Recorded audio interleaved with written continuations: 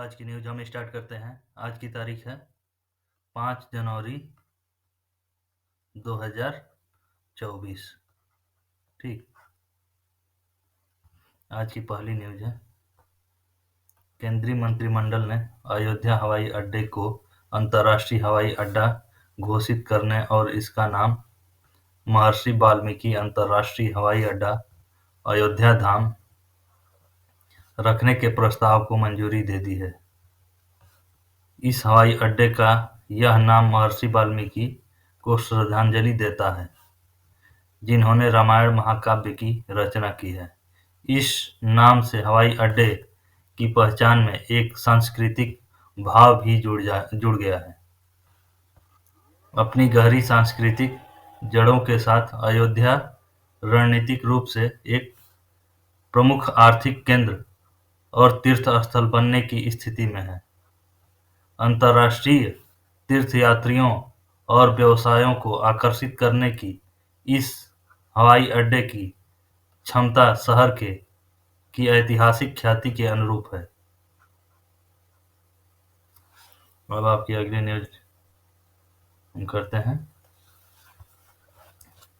प्रधानमंत्री की अध्यक्षता में केंद्रीय मंत्रिमंडल ने हाइड्रोकार्बन क्षेत्र में सहयोग के बारे में पेट्रोलियम और प्राकृतिक गैस मंत्रालय, भारत सरकार और प्राकृतिक संसाधन मंत्रालय गुयाना गणराज्य के बीच समझौता ज्ञापन (एमओयू) पर हस्ताक्षर करने को स्वीकृति दे दी है। यह समझौता में गुयाना के कच्चे तेल की सोर्सिंग, गुयाना के अन्वेषण और उत्पादन क्षेत्र में भारतीय कंपनियों की भागीदारी, कच्चे तेल के शोधन क्षमता निर्माण, द्विपक्षीय व्यापार को सुदृढ़ करने, प्राकृतिक गैस क्षेत्र में सहयोग, गुयाना में तेल और गैस क्षेत्र में नियामक नीति ढांचे के विकास में सहयोग, जैव ईंधन सहित स्वच्छ ऊर्जा के क्षेत्र के साथ-साथ सौर ऊर्जा आदि सहित नवीकरणीय क्षेत्र में सहयोग और हाइड्रोकार्बन क्षेत्र की पूरी मूल्य श्रृंखला शामिल है। अब आपकी अगली न्यूज हम देखते हैं। केंद्रीय मंत्रिमंडल को भारत और United state agency for international development के बीच हुए समझौते ज्ञापन पर हस्ताक्षर करने की जानकारी दी गई है, जिसमें 2030 तक मिशन शून्य कार्बन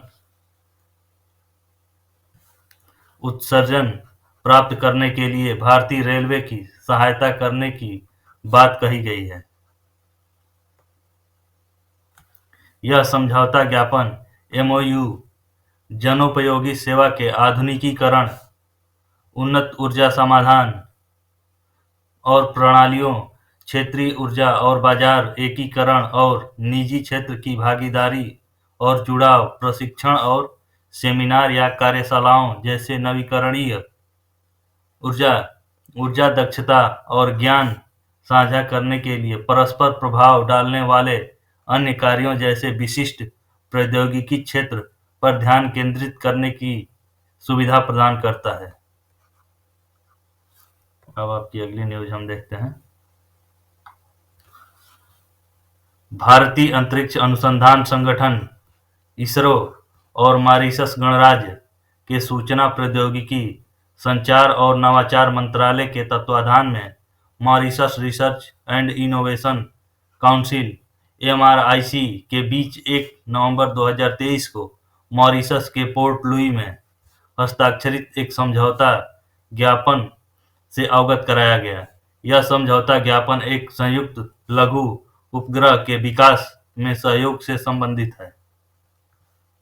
यह समझौता ज्ञापन एक संयुक्त उपग्रह के विकास के साथ-साथ एमआरआईसी के ग्राउंड स्टेशन के उपयोग के संबंध में सहयोग के लिए इसरो और एमआरआईसी के बीच सहयोग की रूपरेखा को स्थापित करने में मदद करेगा। इस संयुक्त उपग्रह की कुछ उप प्रणालियों को भारतीय उद्योगों की भागीदारी के माध्यम से अपनाया जाएगा और इससे उद्योग जगत को भी लाभ होगा। अब आपकी अगली न्यूज हम देखते हैं। केंद्रीय मंत्रिमंडल ने पृथ्वी विज्ञान मंत्रालय की व्यापक योजना पृथ्वी विज्ञान पृथ्वी को 2021 से 26 की अवधि के दौरान कार्यान्वित किए जाने की मंजूरी दे दी है। इस योजना में वर्तमान में चल रही 5 उप योजनाएं शामिल हैं: वायुमंडल और जलवायु अनुसंधान प्रारूप निरीक्षण प्रणाली और सेवाएं अक्रास, महासागर सेवाएं प्रारूप अनुप्रयोग संसाधन, अब इसमें आगे ये है, और प्रौद्योगिकी ओ स्मार्ट, ध्रुवीय विज्ञान और क्रायोस्फीयर अनुसंधान, पेसर PACER, भूकंप विज्ञान और भूविज्ञान, सेज और अनुसंधान, शिक्षा, प्रशिक्षण और आउटरीच रीच आउट है। ठीक है, अब आपकी अगली न्यूज हम देखते हैं। कोल इंडिया लिमिटेड CIL एक महारत्न सार्वजनिक क्षेत्र का उपक्रम है। PSU जो टिकाऊ और सामाजिक रूप से जिम्मेदार प्रथाओं के लिए प्रतिबद्ध है, अपनी कॉर्पोरेट सामाजिक जिम्मेदारी CSR के अंतर्गत CIL सक्रिय रूप से शिक्षा क्षेत्र के उत्थान और इसके माध्यम से अपने खनन कमांड क्षेत्र के निवासियों को सशक्त बनाने की पहलों से जुड़ा है, क्योंकि ICT सूचना और संचार प्रौद्योगिकी आधारित शिक्षा को आज शिक्षा शास्त्र के आधुनिक साधनों के रूप में तेजी से अपनाया जा रहा है। CIL ने 3 जनवरी 2024 को नई दिल्ली में झारखंड के 11 जिलों में शिक्षा को डिजिटल बनाने के लिए EDCIL इंडिया लिमिटेड के साथ एक समझौता ज्ञापन पर हस्ताक्षर किया है। अब आपकी अगली न्यूज है। भारतीय रेलवे ने GHG उत्सर्जन को कम करते हुए ऊर्जा और पानी की खपत कम करने के लिए भारतीय उद्योग परिसंघ CII के साथ एक समझौता ज्ञापन पर हस्ताक्षर किए हैं। IR और CII ने लगातार तीसरी बार MOU का नवीनीकरण किया है। अब इसी में आगे है, भारत में परिवहन क्षेत्र के एक प्रमुख हितधारक के रूप में भारतीय रेलवे ने पर्यावरण संरक्षण की जिम्मेदारी साझा की है। IR ने स्वयं वर्ष 2030 तक शुद्ध शून्य कार्बन उत्सर्जन लक्ष्य निर्धारित किया है। भारतीय रेलवे के पास अनेक महत्वपूर्ण स्टेशन, उत्पादन इकाइयां, प्रमुख कार्यशालाएं और अन्य प्रतिष्ठान हैं, जिनके लिए पर्यावरण संरक्षण और कार्बन फुटप्रिंट को कम करने के उद्देश्य से विभिन्न हरित पहल की गई है। अब आपकी अगली न्यूज है। 4 जनवरी को अंतर्राष्ट्रीय ब्रेल दिवस के उपलक्ष्य में दिव्यांगजन सशक्तिकरण विभाग के विभिन्न राष्ट्रीय संस्थानों, CRC समग्र क्षेत्रीय केंद्र, विभिन्न गैर सरकारी संगठनों द्वारा कई सारे कार्यक्रमों का आयोजन किया गया।